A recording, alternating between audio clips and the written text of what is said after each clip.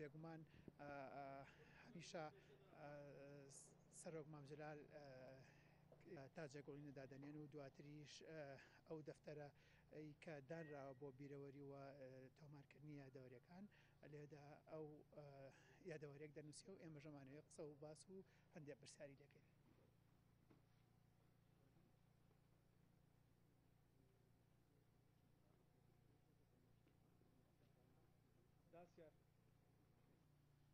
من در دفتر یادبود مرحوم آقای طالبانی چند نکته رو ذکر کردم. اول علاقه ملت و دولت ایران به مرحوم مام جلال هست و دوم نقش و تأثیر این مرد بزرگ در روابط دو کشور ایران و عراق